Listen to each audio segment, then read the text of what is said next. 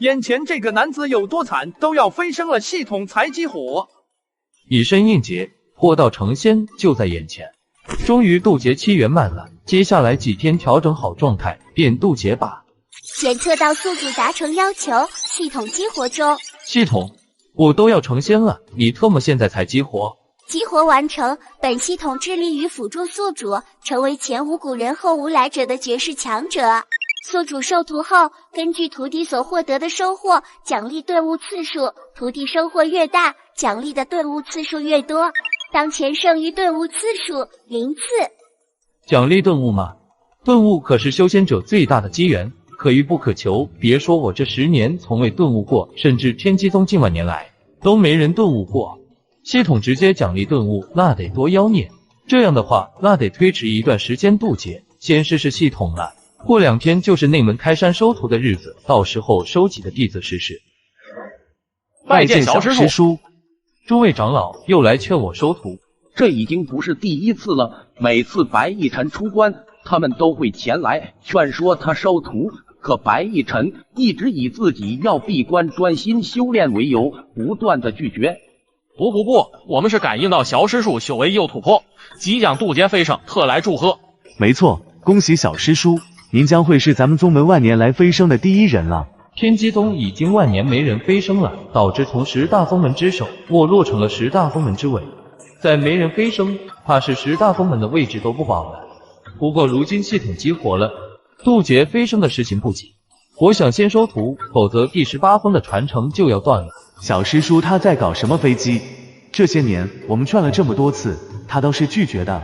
如今快要渡劫飞升，怎么反而想收徒了？这不对啊！我们还指望着小师叔飞升给宗门带来好处呢。毕竟飞升之时，仙灵之气倾洒，对宗门有极大的好处。可现在他居然说暂不飞升。小师叔放心飞升便是，你飞升后自有别的长老掌管第18峰，传承哪会断？小师叔天赋无双，短短30年便走完了寻常修士1000年的路，你的舞台应该在仙界。对啊，小师叔，万年来咱们已经与仙界断了联系，想必是宗门在仙界遭逢大难，唯有靠你去拯救啊！我意已决，还是先收几个弟子再说吧。也罢，小师叔想要什么样的弟子，也不用等开山门了，我们亲自去为你挑选。这感情好，我收徒很简单，天赋上好，还要悟性高，性格坚韧，意志坚定，最好还身怀特殊体质。这一大堆要求还很简单。有，小师叔稍等片刻，我们这就去带来。徒弟收获越大，奖励的顿悟次数越多，那么自然要挑选妖孽一些的弟子了。宗主，怎么来外门？外门弟子天赋哪能与内门比？就是要找天赋差的，最差的那种。宗主，这是何意？你们想想，若是真找妖孽弟子给小师叔，他肯定爱才心切，舍不得飞升，所以就找差的，让小师叔教导几天就没了兴趣，然后他不就飞升了？原来如此，宗主真明智啊，不愧是大聪明。这样的话，我倒是有个极好的人选。眼前这群人有多狗，居然去找天赋最差的弟子，送给他们小师叔。大长老，你说的该不会是昨天被废了的那外门弟子吧？你们说的是什么人？好像你们都知道的样子。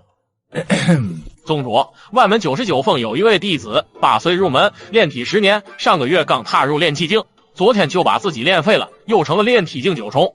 炼体境都走了10年，这样的天赋，当初是怎么进入宗门的？谁审核的？我们查过，所有的考核他都通过了，并无问题，但就是这么奇怪。罢了，那此人最适合不过了。大长老，你把人带去给小师叔，记得要把此人夸得妖孽一些。咱们同批的弟子最差也踏入筑基期了吧？幸运那小子竟然还在炼体期，真是丢脸啊！嘿嘿，更丢脸的是上个月他进入炼体期了，昨天又莫名其妙的跌落到炼体期，咱们第99峰的脸都被他丢尽了。你们说，要是宗门高层知道了这事，会不会直接将他赶出宗门？毕竟这么丢脸的事情，若是传出去，必定会成为宗门的笑柄的。云天穹何在？速速出来拜见！内门大长老，他竟然来找幸运那小子，居然惊动了内门，幸运那小子完了，看样子被逐出宗门都是轻的。弟子云天穹拜见大长老。宗主真是给我出了个难题啊！要是小师叔知道这小子是废物，倒霉的就是我了。我得好好回想回想，到底哪里得罪了宗主。毕竟小师叔要的是天才，而宗主找的是很废的废柴，还让我送去，这明摆着就是给我挖坑啊！不卑不亢，心性很不错。不知大长老点名要见他，所为何事？18长老欲想收徒，我带他去试试。大长老也不多言，真元涌动，拖着云天穹便破空而去，只留下满目呆滞的第99封众人。咱们宗门最强的那位，他要收徒了？怎么可能？18长老乃是宗门最为妖孽的天才，他收徒应该找天才弟子才对啊，怎么会看上云天穹？真是见鬼了！就云天穹那天赋，你们怎会点名要他？是啊，他要是被18长老收为弟子，那可就一飞冲天了。行了，禁止议论。检测到符合要求的弟子正在接近，收徒即可获得奖励。收徒不是我想收就收，还有要求。正解。什么要求？缘，妙不可言。擦，收徒看缘。系统，你这解释很欠揍啊！该怎么夸这小子？根本就一无是处，却得将他夸成妖孽，这好难啊！大长老动作挺快的，不错不错。小师叔的眼光很独特啊，真不知道这是从哪里看出来这小子不错的。小师叔，您对这位弟子可还满意？咱们修仙者讲究一个缘字，此子与我有缘便是不错。弟子云天穹拜见师尊。哟，这小子很上道嘛！眼前这个男子有多离谱？收徒居然就可以获得顿悟次数，收徒成功，奖励顿悟次数2，当前剩余顿悟次数2次。咦，这就成了。只是收徒就有奖励，那受徒之后奖励次数岂不是更多？先介绍下自己吧。真没想到，宗门最强的长老竟然真的想收我为徒，不是因为我多天才或者多废物，只是因为一个缘字。回师尊，弟子乃玄天岭人士，本是玄天岭云玄王朝皇族。12年前云玄王朝易主，弟子得宫中侍卫所救，这才免过一劫，最后辗转到了天机宗。你似乎不想复仇。那时我才6岁。12年过去，已经记不清仇人的模样了，但我记得当年云玄王朝民不聊生，如今却安居乐业，或许易主对百姓来说是好事吧。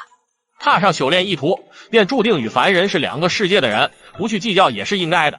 修仙界有不成文的规定，修仙者不得插手世俗，你放下了倒是好事。这云天穹若是放下了，修为哪还会倒退？博弈渡劫期感悟天道，以身应解，岂是那么好难的？云天穹，虽说你我有缘，但我并未答应收你为徒，给你3天时间领悟这一剑，到时候若能让我满意再说。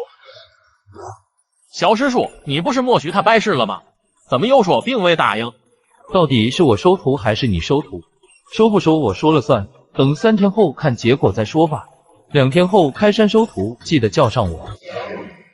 这一个还不够，小师叔还打算再收徒。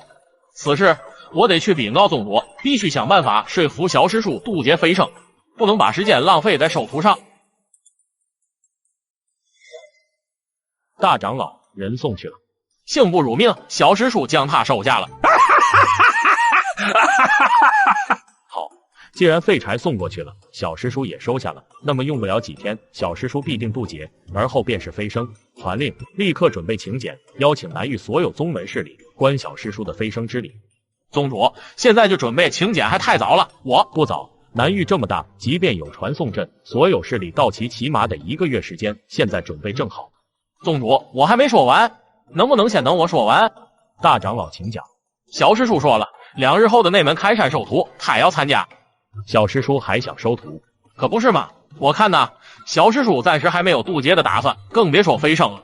请柬照常准备，先不发出去，等小师叔渡劫之后再发。眼下先准备内门开山收徒之事，我去找小师叔谈谈。系统顿悟。以前感悟天地，能感受到天地间有规则的力量在束缚一切，可此刻在顿悟的情况下，规则之力竟然变得如此清晰。这些规则之力汇聚，便是这片天地的天地秩序。3000大道，万千小道，皆在秩序之内。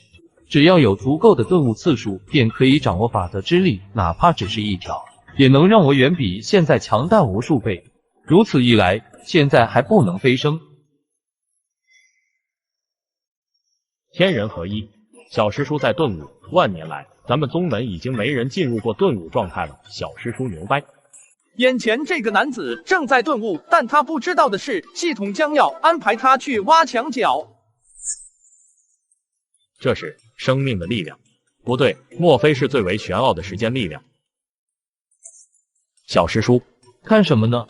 小师叔顿悟一天，似乎更加高深莫测了。可惜我修为比不上小师叔，难以看出来。那是自然，此刻我体内已经有了一道时间法则，虽然只是一道，但施展出来已经能对周身100米内的时间流速产生影响。小师叔，听说你还准备收徒，不知想收什么样的？随缘。徒弟云天穹领悟5位剑意，奖励顿悟次数3次。这家伙悟了剑意，炼体期领悟剑意，天才啊！是云天穹。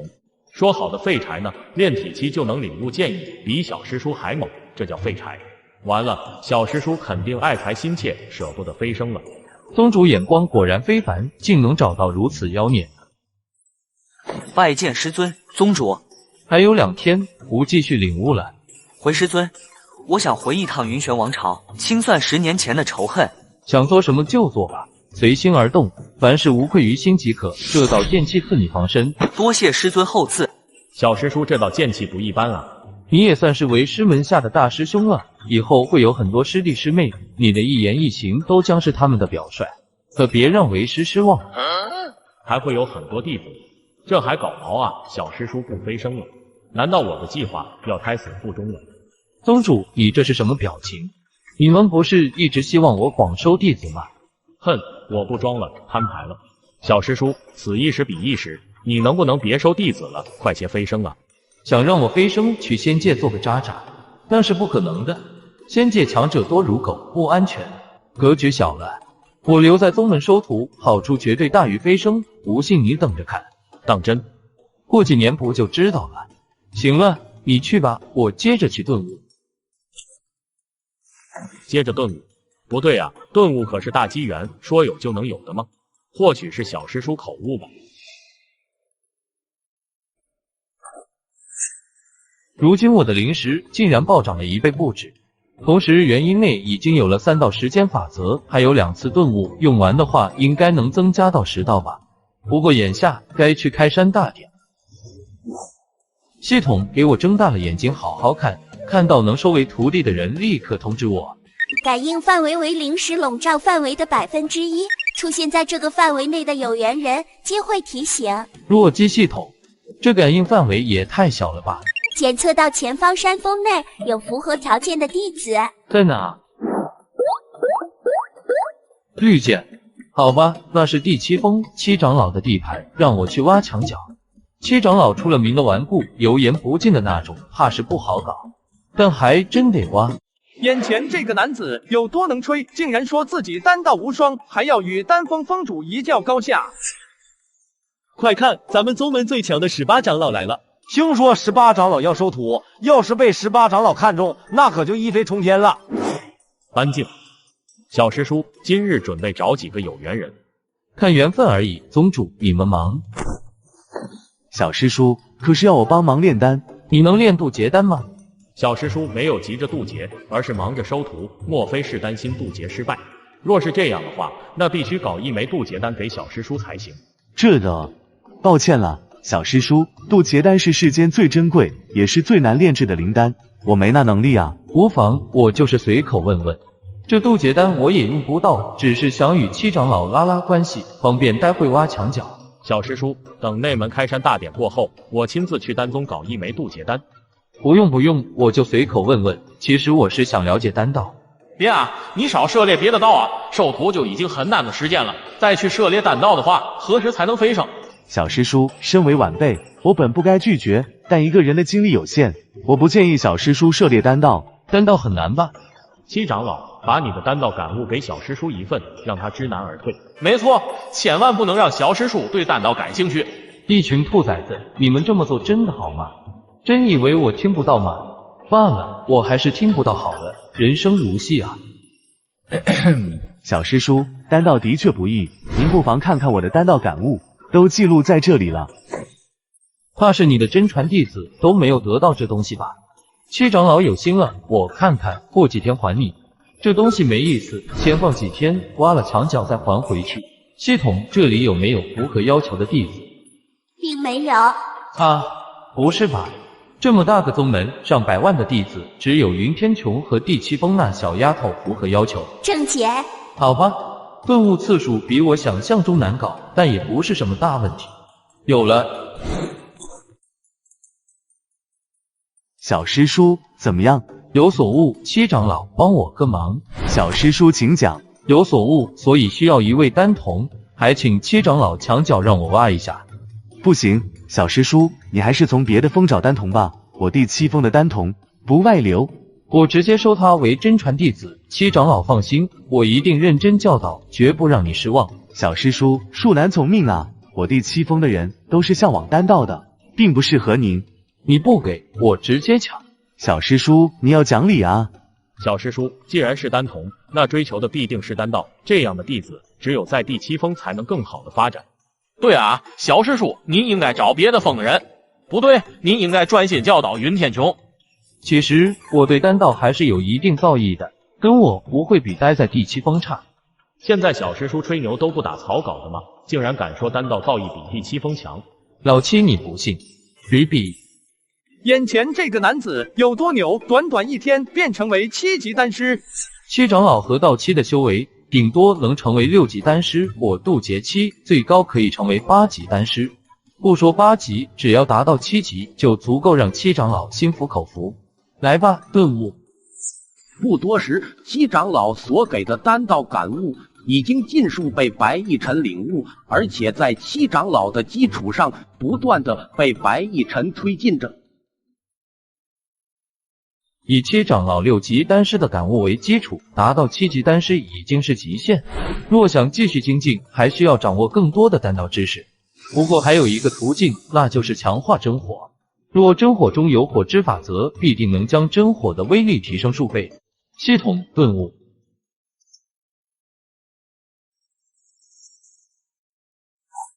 快看第18峰，那是什么？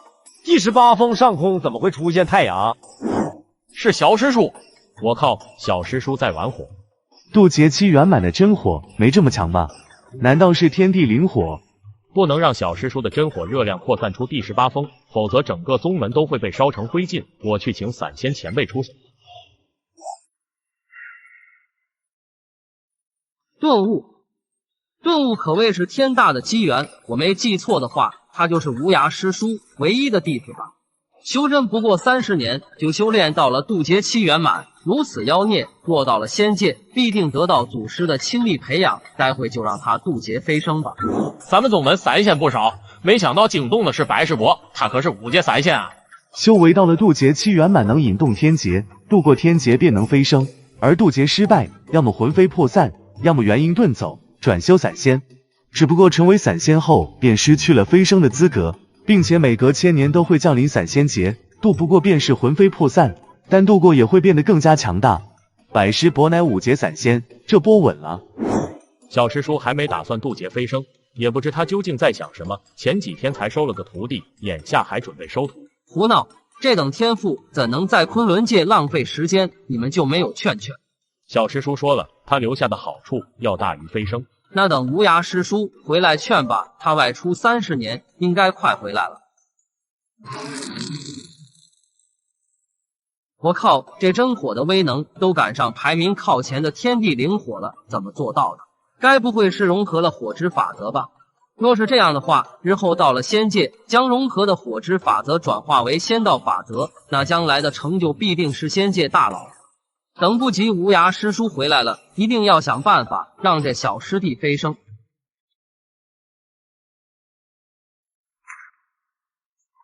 多谢前辈护法。前辈，我叫白铁衣，与你同辈，叫我师兄即可。原来是铁衣师兄，幸会，以前常听师尊提起您。哦，是吗？当然假不了，师尊常说他最佩服的就是铁衣师兄您。铁衣师兄您300年便踏入渡劫期圆满，而后故意渡劫失败转修散仙，只为留下守护宗门。无涯师叔真的说佩服我，他可是10阶散仙啊，人称10阶乌鸦。话说小师弟，你怎么不渡劫飞升？怕渡劫失败？那倒没有，只是不想那么快飞升，想培养几个徒弟而已。以你的天赋，用不了多少年就能成为仙界至强，仙界才是你的舞台，不该停留在此的。好吧，又一个来劝我飞升的，但飞升是不可能飞升的，等我领悟更多法则，变强大了再说。眼前这个男子到底有多牛？居然被称为全宗最快的男人！就在刚刚，白逸晨来到比试台。七长老，我来赴约了。小师叔，不知你想如何比试？当然是炼丹啊！咱们从破阴丹开始，分别炼制破阴丹、化神丹、合道丹，一边炼丹一边交流。小师叔是想3局2胜？交流嘛，胜负不重要，先留条后路。虽然理论知识有了，但毕竟还没炼过丹，输了就尴尬了。行，那就开始吧。丹、气、阵都需要大量的累积才能有所成就。小师叔30年来专注于修为，即便有6长老给的丹道感悟，短短3天也不可能有所成就。比试一番也好，让他知难而退，早些飞升。七长老乃是6级丹师，放眼南域，已经是第1序列的丹师，公开炼丹机会难得啊！多亏了18长老，否则咱们哪有机会看7长老炼丹？说不定18长老就是故意激将7长老，让他公开炼丹，让我们观摩学习的。小师叔，咱们就用老规矩，每种灵丹2份材料，不管成功失败，耗完就没了。放轻松点，交流而已，别这么严肃。要是一会儿给我整不会了，拿你是问。小师叔，这样不好吧？你要讲理啊！行了，我们开始吧。小师叔，我的感悟中有破阴丹的丹方啊，您怎么一股脑的全投进去了？小师叔在搞什么飞机？这样一股脑的投进去，明摆着就是炖大菠菜啊，哪是炼丹？七长老，你炼丹时每熔炼好一种药材，便开盖加另一种，这开盖的过程中难免会有丹气外泄，无形中已经减弱了药力。所以我建议你将所有药材都投进去，先以灵石将各类药材隔离开，在鼎中按照丹方的顺序熔炼融合，这样才能最大化的保留住药性。吹牛谁不会啊？这种操作说着容易，做起来却是十分困难，没有强大的灵石，想都别想。不过若真能做到，那倒是如小师叔所说的这般，成功率会更高。那咱们开始吧。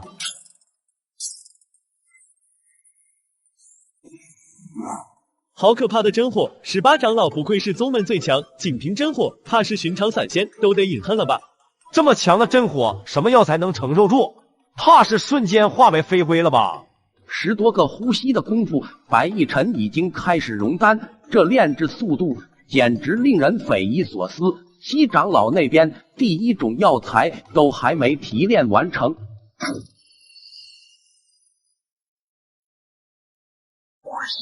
原来炼丹如此简单！我靠，这丹术谁教小师叔的？看着像是胡来，效果却出奇的好。喝几口茶的时间，他竟然已经炼制了1炉破阴丹，看着品质还是极品，厉害啊！小师叔，我愿称你为全宗最快的男人。你最快，你全家都最快。那可是助人突破到元婴期的破阴丹，短短数十息，竟然被18长老炼制出来了。18长老怎么做到的？这不合常理啊！在场的所有人都懵了，他们从未见过这样炼丹的。还不待众人多想，只见化神丹已经漂浮而出。不是吧？化神丹也这么快？哪有？18长老炼制化神丹比先前炼制破阴丹还快。快看，合道丹又炼好了。强大的真火，强大的灵石，使得这些丹药在白逸晨眼中并无区别，反而随着炼制了1、2次，白逸晨愈发熟练。归一丹、渡劫丹、应劫丹的材料应该有吧？劳烦宗主都给我安排一份试试。可以自由切换性别的，你有见过吗？眼前这个少年便是传说中的阴阳灵族，而他的师尊此刻正缘比试结束。小师叔，没想到你竟然能在短短时间内把破阴丹到应劫丹全炼制了一遍，且品质全是极品，你的丹术简直天下无双。我愿赌服输，不知我门下哪位丹童得您看中？别说一位丹童，就算您要我第7封所有人，我眼睛都不带眨，全给您，包括我。18长老不但修为高，丹术也是无双，若能拜在他门下，让我做什么都愿意。这种好事，除非你家祖坟冒青烟了。七长老说的是丹童，咱们是内门弟子，并非丹童，看来没咱们的份。七长老说笑了，一位就够了，哪敢多要？走吧，去你第7峰找我的新弟子。小师叔，我第7峰的丹童都在这了。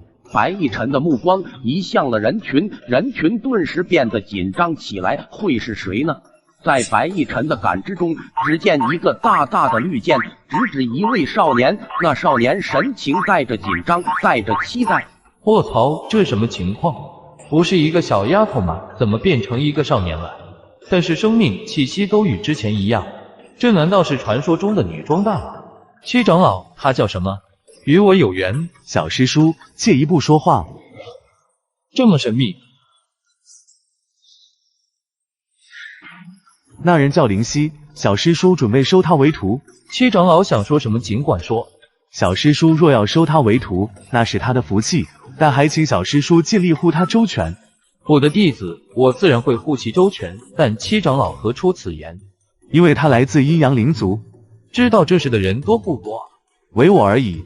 七长老做得很好，这个消息若是走漏，咱们宗门将会面临灭顶之灾。你放心吧，我的真传弟子，无论如何我也不会让他有事。我守了这个秘密多年，压力山大啊！如今交给小师叔你，我也可以放心了。阴阳灵族乃是先天生灵，随天地而生，拥有与生俱来的悟道优势，难怪少女变成了少年。阴阳灵族在成年前可以随意改变自己的性别，没想到还有阴阳灵族传人存于世，真是捡到宝了。这小丫头入门时就是以男性的身份，大概是为了保护自己吧。可一旦成年，便再也无法以男性出现，若被有心人关注，很容易暴露。那就只能先放出消息，就说我改变主意，不收徒了，而后你再放出他男性身份意外身亡的消息，以假死瞒过众弟子，再以真正的性别出现。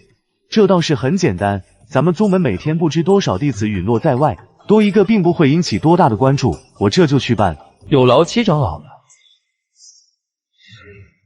小师叔，您不是看中某位丹童吗？没带来，是不是七长老耍赖了？是我改变主意了，刚才看了看，还是无缘。到底要不要劝小师叔尽快飞升？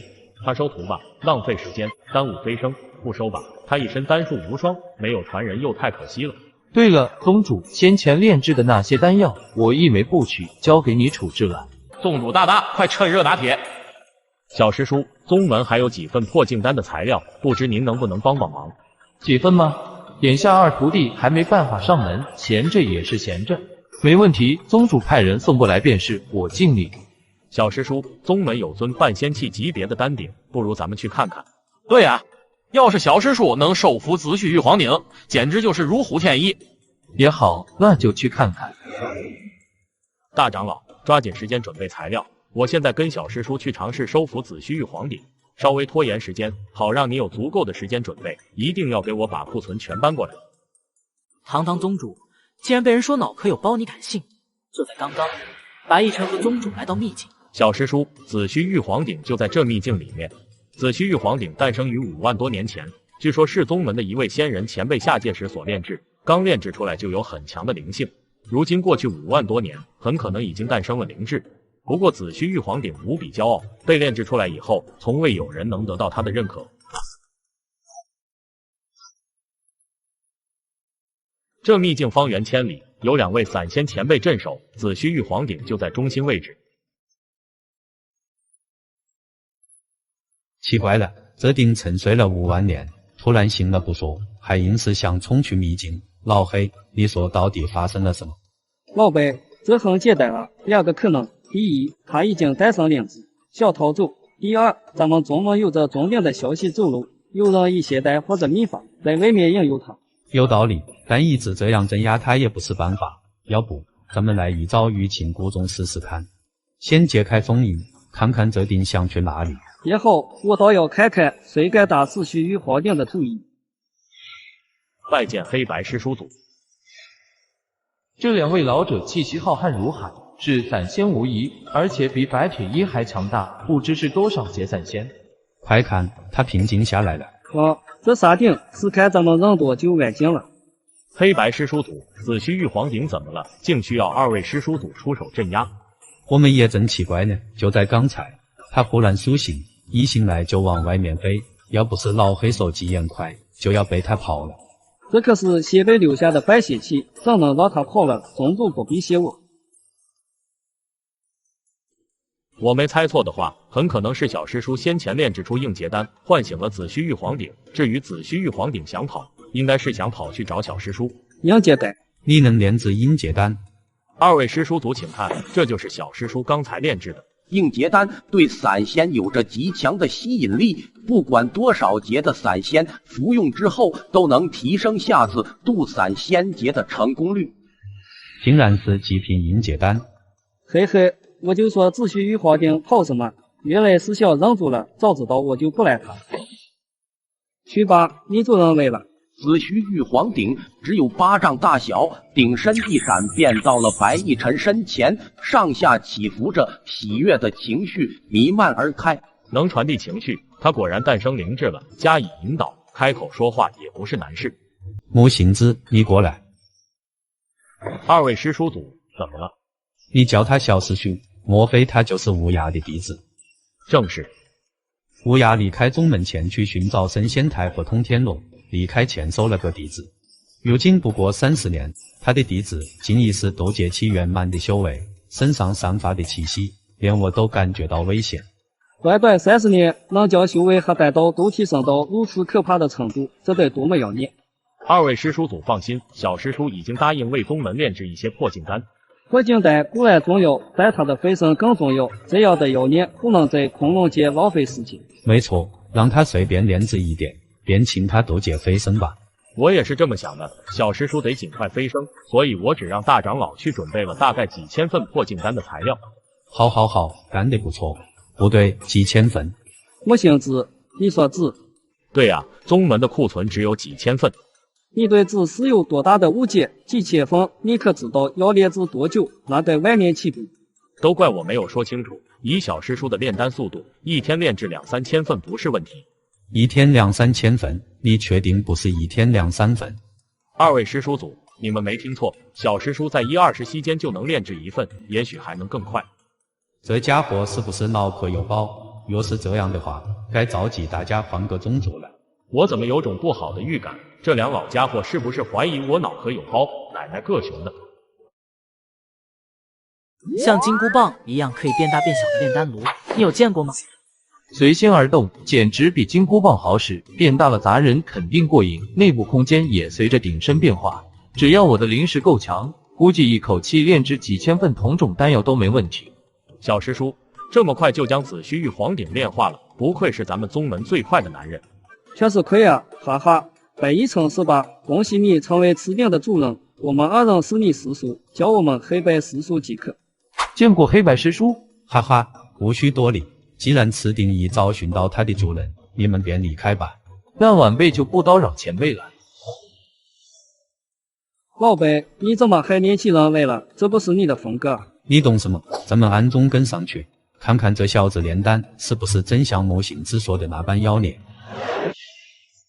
小师叔，子虚玉皇鼎怎么样？能提升几成炼丹成功率？这鼎是好鼎，能完全隔绝药性流失。至于能提升几成成功率，这我说不准，因为我并不清楚我自己的成功率。以小师叔的丹术，炼制灵丹当然是10成的成功率，哪怕炼制仙丹，肯定也能成。这马屁拍得让人猝不及防啊！世间没有仙药，拿什么炼制仙丹？正是因为没有，所以你可以随便吹是吧？传闻子虚玉皇鼎用材几乎都是仙材，若是到了仙界，随便淬炼一下就能成为仙器。小师叔，这鼎的前途不一般啊！说话间，2人已经回到了第18峰，只见6长老正在稳固第18峰的护山阵法。这阵法也是颇为玄妙，等有了顿悟次数，不如先顿悟阵法。6长老，我有个不情之请。小师叔尽管说便是，我能做到的，并不推辞。6长老，我想要你的阵法感悟。好家伙，从7长老那里得到了丹道感悟后，小师叔成为牛叉的丹师，如今又盯上阵法一道了。在丹道方面，小师叔是当之无愧的天才，但在阵法一道还能是天才不成？这未免也太过自负了吧！小师叔一个人的精力毕竟有限，若涉猎太多，反而会得不偿失，要不算了吧？对呀，小师叔需要什么阵法，直接让6长老布置便是，何须自己操劳？当着我的面这么说话，真的好吗？我就是好奇阵法一道，想简单的了解了解而已，这没什么不好的。闻言，众人皆是松了口气。他们害怕的是白逸晨一心沉入阵法，万一随便研究一下就是数年，那可就太耽误飞升大事了。小师叔真的只是想简单的了解一番。对呀，若是有机会，大家也都该去多了解别的道，未必要深入感悟，但了解一些始终是好的。我的阵法感悟或许很珍贵，但能被小师叔看中，那可是我的荣幸。多谢六长老了，过几天还给你。无妨，小师叔，那我就先稳固护山阵法，与宗门大阵相连。六长老，多久能成？2、3天吧。六长老，你是6级阵法师，不用这么久吧？宗主之前不是说要拖延时间吗？又不需要了，那就1天。小师叔，需要1天的时间，咱们干等着也不是事，不如先炼丹。行，药材拿来。全宗最快的男人，居然成了生产队的驴你敢信？黑心宗主竟然要白逸晨1天内炼制2000多份化神丹，白逸晨却离谱的炼出了传说中的地品神丹。黄品灵丹就能引来丹劫，度过丹劫就会变成地品。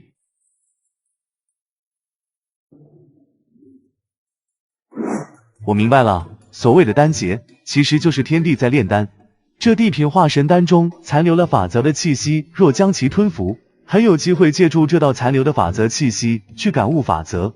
动静闹得太大，炼丹先暂缓吧，应该很快就有外人来了。这地品化神丹，我留下2枚，其余便交给宗主你处理吧。好，这可是地品化神丹啊，怕是天赋极差的元婴期修士服用，都能将修为提升到化神中后期去了吧？宗主你说的不对，我告诉你，这一枚地品化神丹，给任何元婴期弟子服用，都能让他的境界提升到化神期圆满。白逸晨突然感受到什么，皱着眉头看向了北方的天空。小师叔的灵识果然无比强大，我们什么都没感应到，他却先感应到了。小师叔，怎么了？我闭关几天，没什么重要的事情，都别来打扰我。北方到底发生了什么？奇怪，我以天机术推演得到的结果是一凶一吉。北方一凶一吉，没错，吉兆临近，凶兆还远，恐怕要去请老宗主推演一番才行。天机术能窥探天机，十分神秘。天机宗以天机术闻名南域，但只有历任宗主能修炼。老宗主未必会出手推演，宗主要不推演看看小师叔何时飞升？以我的修为，推演小师叔的事简直就是找不自在。你是想我被反噬死了，好继承我的遗物是吗？木行之凝神看向北方，隐隐察觉到有许多强大的气势正在接近。小师叔是感应到那些气息了，好强的感应能力啊！原来小师叔根本不是闭关，而是想避开正在接近的那些强者。多年未见，穆宗主风采依旧啊！申屠宗主驾临，有失远迎。丹宗10大宗门之一，排名第2，与各大宗门都有往来。要说最富裕的宗门，非丹宗莫属。身为丹宗宗主，申屠峰不管走到哪里都是底气十足。穆宗主客气了，冒昧前来拜访，还望穆宗主不要见怪才是。呵呵，既然是拜访，你不知道走山门，竟然直接飞到大殿，这不明摆着不将我天机宗放在眼里吗？申屠宗主说笑了，先前感应到贵宗出现了丹劫，实在好奇，所以赶来看看贵宗是不是炼制出传说中的地品灵丹了。对呀，穆宗主，我没记错的话，贵宗最厉害的丹师不过是6级，居然炼制了地品灵丹，怪哉！奶奶个熊的，你丹宗了不起？什么叫不过是6级？什么叫居然？宁长老的意思是，能否将贵宗炼制的地品灵丹取出，让我等一关？这有何不可？区地品化神丹而已。丹宗众人皆在凝神盯着那枚地品化神丹，一个个神情激动不已。要不是身处天机宗，怕是早就兴奋的大叫了。丹云缠绕，气息内敛如返璞归真，还有法则气息，果然是地品。穆宗主，典籍记载，地品将士必定会有王品半生，不知这枚地品化神丹半生了多少王品？奶奶个熊的，这就要给我下套了。这我就不清楚了，但要是宗门一位长辈炼制的，丹劫降临时我们虽然在场，但根本来不及看清，便被那长辈收走了。我就说吧，原来是贵宗的长辈炼制的，穆宗主可否引荐？引荐是应该的，但那位前辈炼丹结束后似乎有所收获，已经闭关了。不知那位前辈可有说多久能出关？时间不长的话，我们可以等；长的话，不好说。这您千秋脑壳有包吧？这话说的，似乎等小师叔出关还是小师叔的荣幸一般，这可不能惯着。想见小师叔，你做梦去吧。那位长辈最近一次闭关是10年时间，这次就不清楚了。拜见能引动丹劫的前辈，当然不能强求，全看一个缘字。穆宗主，不如我等叨扰几日。申屠宗主能在我天机宗小住，那可是求之不得的好事，哪来的叨扰？这些家伙怕是不见到小师叔不罢休了。不过这还得问问小师叔的意思。丹宗这些人先谅了。弟子灵犀拜见师尊。收徒成功，奖励顿悟次数2，当前剩余顿悟次数2次。你的事我大致了解了一些，入我门下以后，你无需担惊受怕。小师叔，拜托你了。灵犀向往丹道，还望小师叔成全。这小丫头周身萦绕的灵气，大部分是木属性，这种情况走丹道并不明智。看得出来，木属性的天地灵气与你十分亲和，你怎么想着走丹道？回师尊，我只是想救人。小师叔，丹宗的人想拜见你，可要见见。这么多天了，还没走？每天都在问你有没有出关，没有走的意思，大概是想问你如何炼制地品丹药吧？什么大概？绝对是。你先看看为师的感悟，回头再教你。小师叔，可否给我也看看？没什么不可以的，你想看就看吧。宗主，咱们先去会会丹宗的人。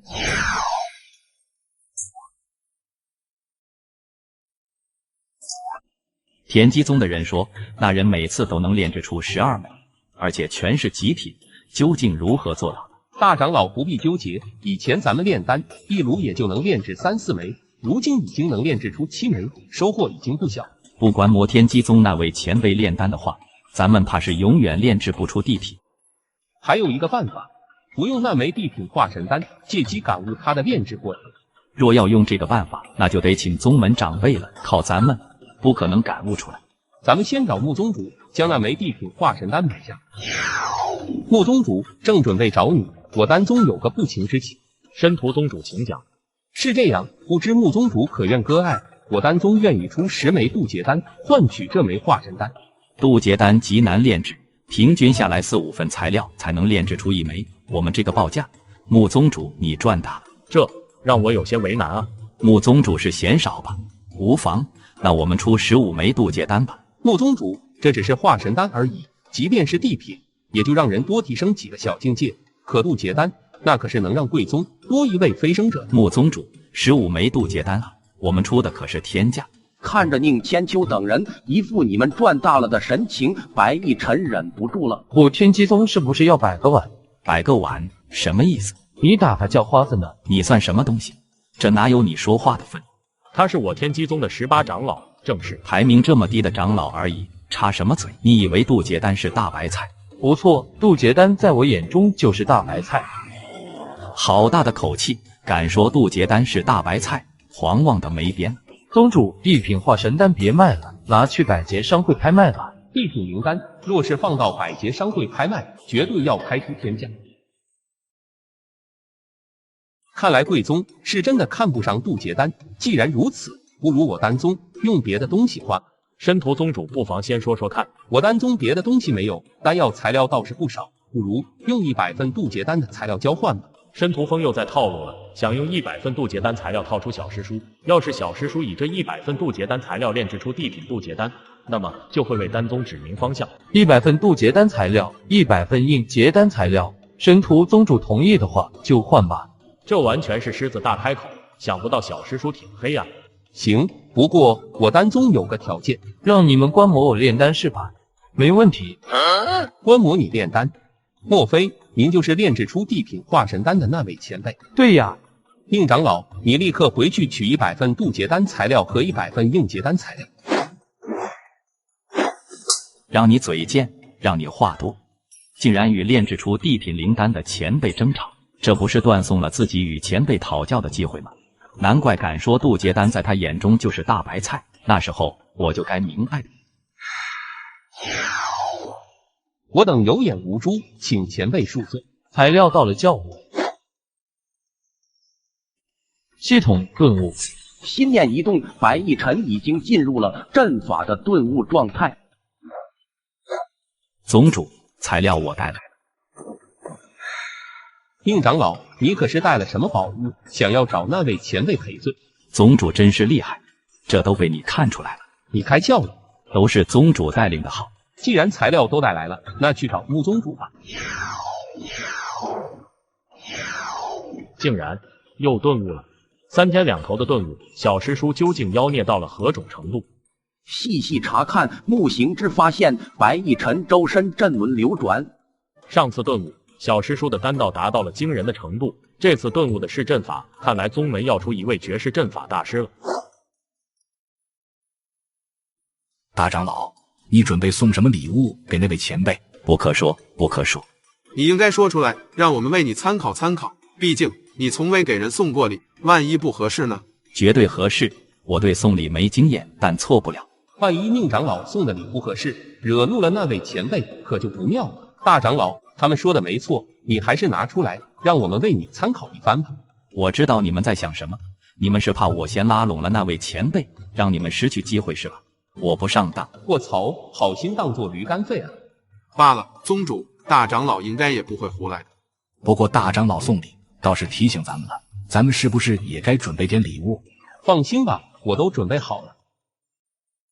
看小师叔的样子，起码达到了8级阵法师，这样的存在，随手布置几个8级阵法，便是同境界无敌。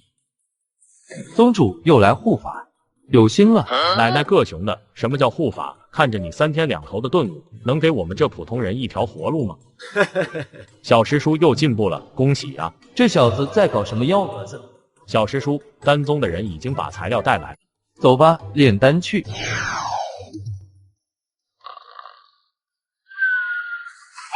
开饭了。哪呢？灵犀见过宗主师兄。师兄，你谁啊？我跟你说，不要乱攀关系啊。这是小师叔的2弟子灵犀。七长老，你是不是早就知道小师叔收徒了，竟然不向我汇报？罢了，灵犀是吧？想来是得到了小师叔的丹道传承吧？是的，宗主师兄。挺好，你好好学，别让小师叔失望才是。走吧，去看小师叔炼丹。前辈，材料都在里面，不知道前辈能不能再次炼制出地品丹药，但不管如何，都有很大的机会窥探地品的秘密。多谢前辈给我们这个观摩的机会。不必客气，给你们观摩，你们又学不了，有什么关系呢？前辈，这枚令牌，请您收下。申屠宗主，这面令牌你还是收起来吧。这是何意？这是我丹宗的荣誉长老令，持令牌者有随意进入宝库挑选灵药的权利，而且每年还有丰厚的灵石待遇。恐怕没这么简单，申屠峰的解释肯定是避重就轻了，这是想让我成为你们的荣誉长老。还望前辈屈尊，荣誉长老的地位仅次于宗主，平日不用管理宗门杂事，必定不会耽误前辈修炼的。当着我天机宗这么多人的面挖墙脚，简直就是羞辱天机宗啊！若是小师叔能成为丹宗的荣誉长老，对天机宗也有好处，不仅能促进2个宗门合作，也能从中调解一些矛盾。可真要答应了，小师叔恐怕也会被丹宗抓牢。申屠宗主有心了，可惜我没兴趣。送礼还得看我。前辈先前多有得罪，我特意准备了一份赔礼，望您务必收下。这碗砖怕是从炉灶里抠出来的吧？宁千秋难道是别的宗门派来的卧底？你哪里弄来的？回前辈，这是一位散仙前辈给我的。那散仙不简单啊，他家的炉灶大有来头。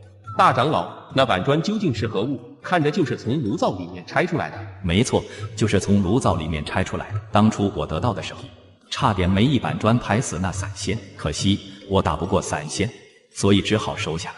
这么说，是那散仙找你炼丹，而炼丹的报酬就是这板砖。对，但后来我发现这板砖不简单，里面竟然有天然的阵纹。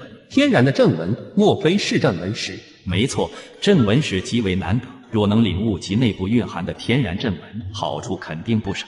奇怪，小师叔不接受荣誉长老，反倒收下一块板砖。小师叔眼光非凡，那板砖岂会是凡物？我倒是好奇，宁千秋说的散修是什么来头？这板砖竟然有仙气，应长老有心了，这礼物我喜欢。前辈喜欢就好，若前辈有兴趣，我随时可以带您去找那位散仙。我留在云天穹身上的剑气被触动了，不好，他有危险。好小子，要不是我闪得快，下场就跟他一样了。堂堂散仙，竟然对我这炼气境初期的后辈动手，你们还要脸吗？结，炼气境，你可是刚杀了一位散仙呢。哼，能被我选中，那是你几辈子修来的福。说吧，赐你剑气的是什么人？怕了就放开我！我呸！老子堂堂散仙，怕过谁？老子之所以问，是要斩草除根。连我师尊的一道剑气都挡不住，还妄想斩草除根？你不说也没关系，待会儿我会知道的。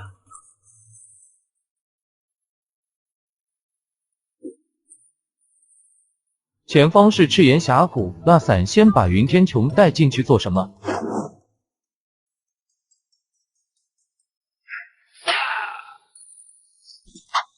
快放了我，否则我主人一定要了你的命！堂堂二阶散仙，还认人为主，你的尊严呢？你懂什么？我主人可是仙界下来的强者，能收我为仆，那是我的荣耀。你再不放开，那就死定了！白痴！这灵池之中竟然蕴含了剑道规则，正不断的冲刷着云天穹的身体。能在这样的灵池中洗礼，可是天大的机缘。这是什么情况？放开他吧，我请他将这小家伙带来，并无恶意。并无恶意？骗鬼呢！前辈既然没有恶意，何不现身一见？大可不必，我与这小家伙有缘，但与你无缘。感应不到这人的位置，看来这二阶散仙说的是真的，对方是仙界强者。快放开我！我主人都说了没有恶意。前辈给了我徒弟这么大的好处，寓意何为？爱才心切而已。这小家伙的剑意小成，想必是在炼体境就领悟了剑意，如此天赋，即便在仙界也绝无仅有。只是爱才心切嘛，若是那样，完全可以得到云天穹的同意后再将他带来，而不是强行掳走。最主要的是，对方一直不现身，莫非见不得人？敢问前辈如何称呼？本座的名讳你不必知晓，你走吧，等这小家伙成功，自会回来找你。现在还不能离开，看这样子，我徒弟用不了半天就能拥有剑体，我还是等着吧。你还是不要在这里打扰他为好。现在，请你离开。极了，我没猜错的话，你不过是一道残魂吧？而你不惜用剑仙池给我徒弟塑造剑体，是想夺舍？大胆！原来是剑仙，可惜只是残魂。现在滚，还不晚。该滚的是你，既然死了，就乖乖消散，保留一道残魂，还想夺舍，可惜你找错人了。这残魂虽强，但只要他动用了力量，就会越来越弱。毕竟他没有丹铁气海，没有元婴，没地方可以存储力量。本座能看上他，那是他的福分。小子，再不滚，那便死。别这么大口气，在这种地方动手，最后败的肯定是你。真是无知者无畏啊！本座纵横仙界的时候，你祖先都不知还在何处。纵横仙界，你生前是什么修为？先前一番交锋下来，竟然没能将此子斩杀，甚至没能伤到他，丢脸啊！虽然我现在是残魂状态，但也斩杀了不少7、8阶散仙。什么时候渡劫期圆满比7、8阶散仙还难杀了？这么丢脸，不能报出名讳，更是绝不能报出生前的真实修为。本座生前也就普通的真仙而已。小子，你滚不滚？不滚，本座要动真格了。真仙对于仙界不少典籍中都有描述，渡劫飞升之后便是天仙，天仙之后便是真仙。真仙的残魂都这么强，那他全盛时期，我怕是一招都挡不住，瞬间被秒成渣渣了吧？果然不能飞升，真仙之上还有好多境界呢。我说过，该滚的是你，我倒要看看你还能坚持多久。大不了本座重新找个炉鼎。这老头是要杀了云天穹，他若对云天穹动手，我很难护得住。现在滚还是不滚？阿龙师徒生。黑白师叔，